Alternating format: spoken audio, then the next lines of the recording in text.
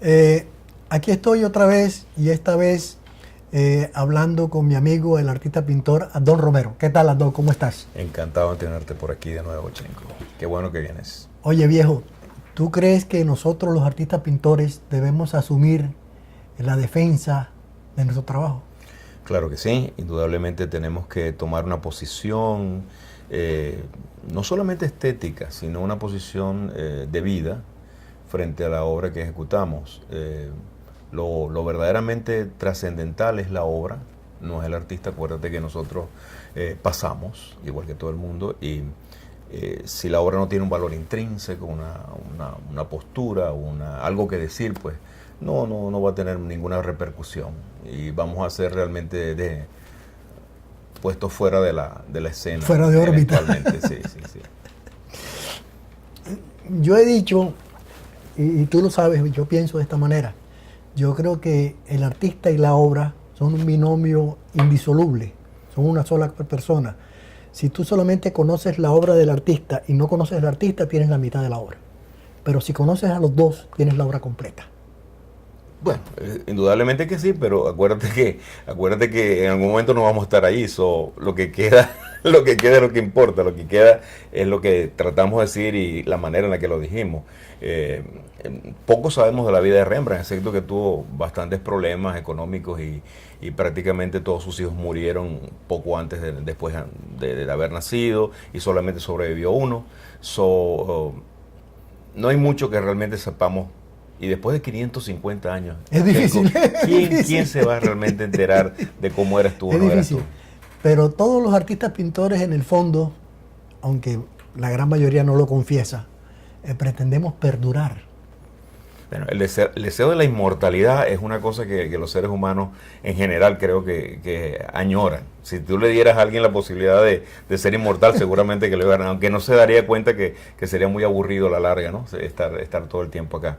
Eh, yo pienso que al ser artista, al plantearte esa posibilidad, estás mostrando la manera en la que ves, piensas y sientes del mundo y de las cosas que viviste o la que viste que pasó y no te gustó, entonces eso es lo que muestra, o por el contrario solamente te recreas en lo que te produce algún placer. ¿Sí? Yo creo que el arte es hedonismo puro, o sea, el verdadero arte, ¿no?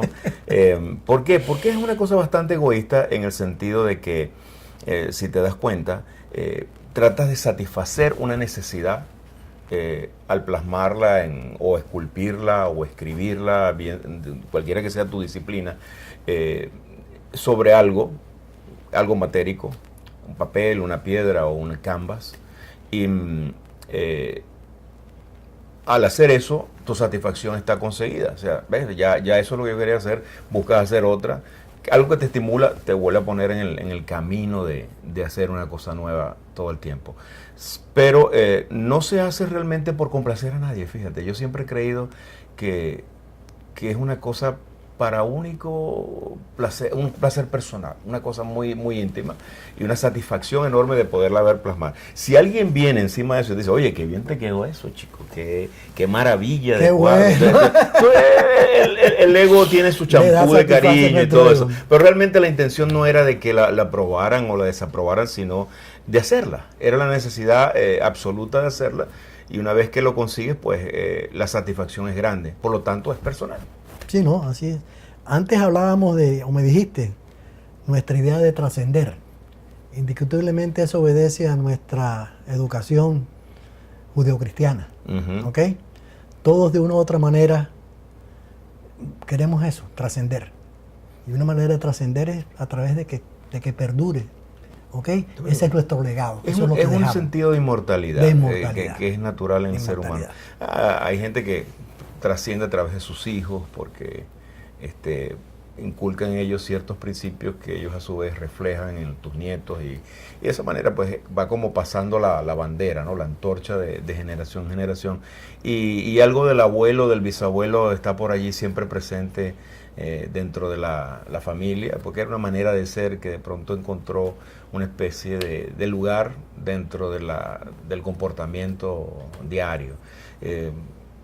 yo creo, yo espero honestamente haber hecho el trabajo lo suficientemente bien para que dentro de 200 años alguien se acerque a una pared y diga, chico, esto no está tan malo, fíjate. Algo tenía en la cabeza este señor. El que lo hizo, algo bueno dejó. Algo bueno le puso. Algo bueno dejó. Sí, indiscutiblemente, yo pienso, por lo pronto en mi caso, yo creo autorretratarme en mi obra. ¿Ok? Mi obra es consecuencia pues, del mundo que me rodea, de las circunstancias de lo que me ha tocado vivir. Creo no haber vivido en vano. ¿Ok? No, seguro que no. Seguro que no. Yo no creo que te haya vivido en vano. Y esperemos, la historia dirá. Sí. No, lo podemos decir desde ahora mismo. Mira, la persona auténtica, con autenticismo, con autenticidad me refiero al hecho de que tú te expresas y te conduces de una manera abierta, total, directa. Siempre causa impresión, sobre todo en una sociedad que hace lo contrario. Es decir, estamos acostumbrados a vivir del cuento y la melodía. El eufemismo y la mentira. O sea, mentir, engañar, no decir la verdad, se ha vuelto como una manera de actuar normal y aceptada, que es lo grave. Entonces, cuando una persona emite un juicio de valor de una manera franca, directa y simple, entonces tú te vuelves una persona antipático. Oye, qué grosero que es Chenco, chico, ¿cómo es posible? Oye, qué mal educado. Sí, que haya dicho eso. Pero la verdad es que tú estabas siendo honesto, estabas diciendo lo que te pensaba, y eso no es lo que se acostumbra, por lo tanto se entiende que es una especie de atentado, ¿no? Sobre todo cuando le das en cara a la persona que, oye, francamente estás equivocado, lo que estás diciendo no es verdad. Tienes que retomar la situación y verla desde otro punto de vista para tener un juicio amplio, más lleno de lo que realmente está ocurriendo, ¿no? Dentro de la situación de la que estamos hablando. Y lamentablemente pues estamos criados de una forma restringida, sobre todo si te criaste en un colegio de curas y en los colegios de los países de nosotros, que eran bastante autoritarios los maestros, y si no te portabas bien te daban un palo, ¿me entiendes? Entonces nos cuesta trabajo realmente llegar a eso. Como artista tú tienes una ventaja. Como estás acostumbrado a expresarte, estás acostumbrado a mostrar en tu obra, en tu trabajo, todo lo que tú quieres hacer, entonces ya tienes como cierto permiso, ¿no? Una licencia para ser honesto, licencia peligrosa. Porque si tú eres honesto en demasía, entonces eres excluido marginado de la sociedad. Peligroso, tipo peligroso. A la gente le gusta que le mientan. A la gente le gusta que la engañen. Le gusta la farsa, la mentira. Afortunadamente, y gracias a amigos como tú, y yo todos los días pues me enorgullezco, aunque suene un poco egocentrista, de haber tenido el coraje de ser yo. Muy pocas personas se atreven a ser realmente ellos. Sí. La verdad es que si lo pones en términos más descriptivos, uno básicamente es tres cosas: lo que uno cree que uno es, lo que los demás piensan que uno es y lo que uno es realmente. La realidad. La verdad debe estar en medio de alguna de esas tres cosas. Y tú siempre tratas de ser, en mi caso, y yo sé que tú también, porque a veces eres brutal en el comentario, tú tratas de ser honesto, tú tratas de decir la cosa y la persona se oye, ¿no? Está como muy fuerte la cosa, vamos a tratar de tranquilizarnos y bajarla. Pero sí, efectivamente, no solamente actuamos de esa manera regularmente, sino que se ha hecho un culto. Fíjate los políticos, ¿no? Los políticos mienten constantemente, engañan constantemente, y ahí están, y siguen engañando, ¿sí? Porque la gente los acepta y dice, bueno, este roba menos, me va a dar a mí una oportunidad de robar yo un poquito, porque también está la parte del beneficio personal, claro, de la mentira.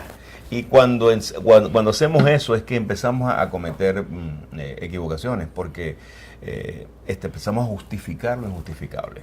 Sí, eso es cierto. ¿Ves? Y es lamentable que sacrifiquemos el bienestar de mucha gente para conseguir el bienestar de dos o tres elementos que están haciendo polvo o la sociedad, o que están destruyendo una cosa que tiene sentido, como es que todos vivamos tranquilos, que comamos bien, que tengamos acceso a la información, que podamos expresarnos libremente.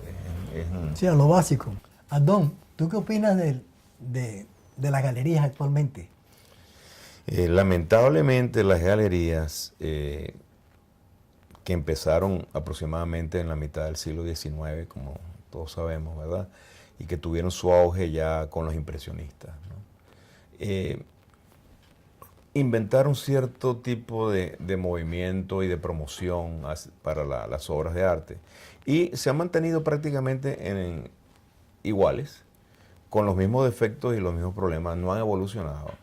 Y pienso yo que una galería actualmente debería ser, contrario a lo que hemos aprendido hasta ahora, una cosa completamente distinta.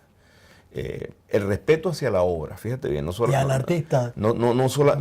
Cuando hablo de la obra, hablo del artista en sí, ¿no? El respeto al artista y a la obra debe ser algo importante. La galería debe defender los intereses de la obra y del artista y no necesariamente procurarse solamente ocuparse de su beneficio económico. En vez de vender al artista como un jabón, como si fuera un producto de mercado, ¿verdad? La galería debería ayudar a difundir la obra del artista en términos que la sociedad pueda de alguna manera identificarse o entender lo que el artista o lo que este señor, esta señora están tratando de decirnos a través de su obra. Algo simpático, por ejemplo, hoy las galerías como tal, yo pienso que no funcionan así porque generalmente es el crítico de arte, entre comillas, o el curador, ¿no? El que lleva la obra a la galería. Sí. Tienes que pensar también que lamentablemente, al igual que las galerías funcionan de una manera que no deberían funcionar, por lo tanto yo creo honestamente que en el futuro el artista va a depender más de su promoción a través de otros medios, que no debería ser, porque uno debería ocuparse de lo suyo y el representante debería ayudarlo a difundir lo que está haciendo. Pero bueno, acuérdate, Chenco, que lamentablemente volvemos al mismo punto, el dinero, ¿no? El producto, la difusión en el mercado, etcétera, etcétera. Y el valor de la obra en sí, nadie se preocupa de eso. Y encuentras toda esta gente que amanecen críticos de arte, porque esto hay que ser bien claro.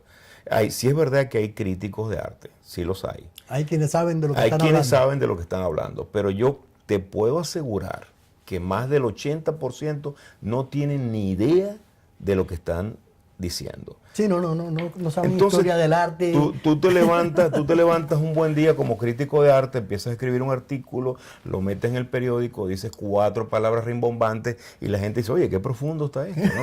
El tipo este es inteligente. Qué interesante lo que está diciendo. Entonces la pintura de Pepito, por ejemplo, es una transfiguración de la realidad formal que nos lleva a un universo poblado de materias poco accesibles de otra manera. Entonces, ¿qué dije, Chenco? No dije nada. Pero escrito, ¿verdad? Parece como algo interesante, parece como algo profundo. Pero lamentablemente eso no es una crítica de arte. Una crítica de arte más bien debería decir, por ejemplo, a mí me interesa la obra de Chenco porque el dibujo que él estaba presentando en esta exposición, ¿verdad? Tiene unas formas orgánicas muy interesantes.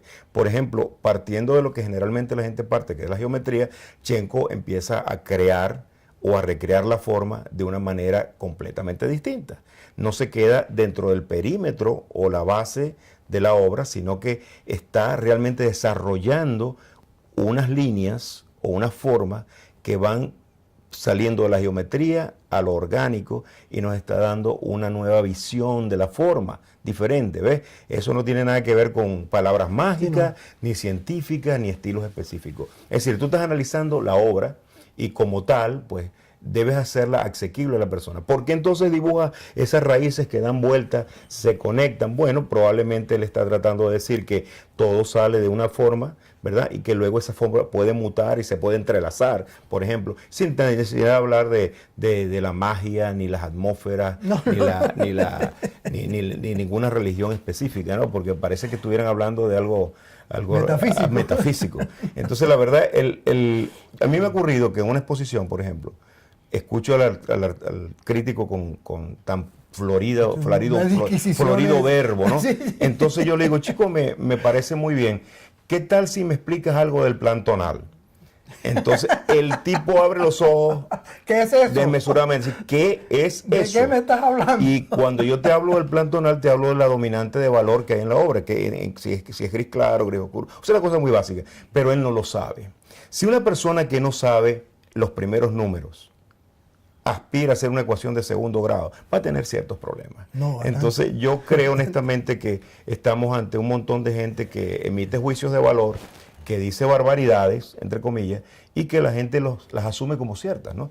La desinformación es lo que produce este tipo de fenómenos. No, y eso ocurre con muchos artistas, entre comillas, por ejemplo, que lo que presentan es un trabajo con una factura pésima. Ni siquiera lo firman. Bueno, eso es otro problema, es un problema de oficio realmente. El oficio desapareció, hay que reconocer eso, desapareció hace 100 años y nos ha tomado casi 100 años reconstruirlo todo. Por un deseo y un afán de impulsar un movimiento dado, se destruyó todo lo que anteriormente existía.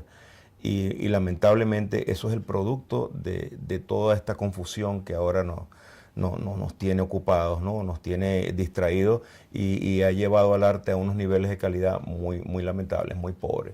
Sin hacer mucho énfasis en el asunto, te diré, por ejemplo, tú te levantas en la mañana y tú dices, yo quiero ser médico, pero en vez de ir a estudiar medicina, y en vez de ir a la universidad, y en vez de ir a un hospital, a hacer disecciones y aprender dónde están los órganos dentro del cuerpo, tú dices, no, yo me voy directo al hospital, yo no necesito eso, me voy a expresar. Yo quiero ser yo mismo, chico. Y llega allí, se pone la bata verde y entra en una sala de operaciones y consigue a la víctima, porque hay que hablar de víctima, porque va a quedar en manos de este individuo que no tiene ni idea de lo que va a hacer. Y este hombre viene y lo opera y tal, y la mata naturalmente. La mató porque le cortó algo que no tenía que cortar. Y entonces este hombre va preso. Va preso, fíjate bien, por impersonar a un médico, por ejercer la profesión sin licencia, ¿verdad? Y por asumir una posición que no le corresponde. Pero tú puedes ir a cualquier tienda de arte, comprar un canvas, unos pinceles, Tres tubos de pintura. Y inclusive como vi a uno que hizo una cosa increíble, que era que se ponía la pintura, la escupía, y no la escupía, la vomitaba. La vomitaba. Y entonces, y hay otro que hizo otra cosa peor, pero como estamos hablando aquí, claro, chicos, y voy a comer, no quiero hablar del asunto. Pero fíjate, entonces eso ocurre sin consecuencia ninguna. Tú no vas a ir preso por hacer eso. No, y tienen el aplauso de un gran sector de la sociedad. Y siempre habrá un individuo extraño que siempre sale allí, que tú no sabes cómo ni por qué, pero él te explica. Él te explica por qué él vomitó sobre el canvas. ¿Entiendes? ¿Qué quiso decir? ¿Qué quiso expresar? Sí, y entonces todo el mundo empieza a aplaudir, ¿ves? Porque la explicación parece ser que tiene sentido. Pero la verdad no tiene ningún sentido. Todos sabemos que eso es una farsa. Todos sabemos que eso no es arte, que nunca lo ha sido y que nunca lo será. Porque el arte es producto de una cosa que se llama conocimiento y oficio. Y ese oficio se pone al servicio de las ideas. Es decir, que todo esto son herramientas para trabajar. Yo puedo tener la más grande imaginación del mundo, pero no tengo cómo expresarla, pues estoy nulificado, ¿verdad? El cuento de que yo quiero cantar, pero tú no puedes porque no tienes voz. Pero es que a mí me gusta, bueno, cómprate un CD, pero no puedes cantar. O un karaoke, pero tú no vas a grabar un disco ni vas a cantar, aunque hay elementos ahí que tú lo ves cantando que tampoco sabes. O sea que eso tampoco es una cosa. Pero en términos realistas, la obra tiene que tener calidad. La calidad es producto del conocimiento. Y el conocimiento es producto del oficio, de la práctica, de las técnicas, de mejorarse uno cada día. El peor crítico es uno mismo, y tú lo sabes. Sí, ¿no? Tú cuando estás trabajando... El peor crítico. Sí. Tú dices, óyeme, esto pudo haber quedado mejor. Tú lo sabes, pudo haber quedado mejor, pude haber esforzado más, pude haber cambiado esto por lo otro, y pude haber obtenido algo realmente notable, y sin embargo perdí la oportunidad. La otra opción es volverlo a hacer de nuevo, a ver si tengo más suerte en el segundo intento. Pero yo creo que no exagero cuando te digo que casi el 70 o 80% de lo que uno hace realmente no satisface las expectativas que tiene. No, generalmente, por ejemplo, en mi caso, yo pinto sobre el lienzo o la tabla, la preparo y tal y cual. Y cuando me siento frente al canvas o la tabla, Para mí es un gran interrogante, un desafío que tengo enfrente. ¿Eh? ¿Qué voy a hacer con esto? Y ahí comienzo a pintar. Yo no tengo nada preconcebido, las cosas se van dando. ¿Ok? El IT, mi instinto primario, lo vivido, la experiencia, lo que tengo, lo voy plasmando allí. Es una composición informal. Y llega un momento en que yo hablo con eso que tengo enfrente y le digo, tú vas a hacer una buena pintura, tú vas a perdurar, tú vas a sobrevivirme. ¿Eh? Suena arrogante, pero así pienso yo soy sincero y honesto con ustedes y es lo que pretendo en la vida y me imagino que tú también. Sí. Indudablemente la necesidad de decir algo es tan importante como que eso que vas a decir tenga algún sentido de pertenencia no solamente para ti, sino para cualquier persona que se pueda identificar con eso en el futuro. No podemos escatimar energía ni esfuerzo en eso. Es el sentido de la cosa, ¿no? Si tú vas a pintar algo que tú no sientes, ni comprendes, ni entiendes, entonces, ¿qué es lo que estás haciendo? ¿No? Ahora se sientan a pintar sin tema. No es que sea algo de antemano, ¿no? El tema se va dando y lo va, sí, se va produciendo. Yo te mencionaba la composición informal ahora cuando estabas explicándome eso, porque es como yo lo entiendo. Fíjate, muchos artistas, por mi experiencia y experiencia de otros que he conversado, no saben qué van a hacer hoy. Por ejemplo, no tienen una idea clara de qué es lo que van a hacer. Sin embargo, tienen la necesidad de pintar. Y voy a agarrar esto y lo voy a colocar acá. Y entonces comienza una especie de composición informal, que es así como se llama. Y comienzas a poner las cosas de cierta manera que van sugiriendo otras cosas. Entonces, ahí aparece el crítico de arte. Ese lenguaje que tú estás, con el que estás esbozando algo que no sabes qué es, comienza a dar por resultado que algo empiece a aparecer.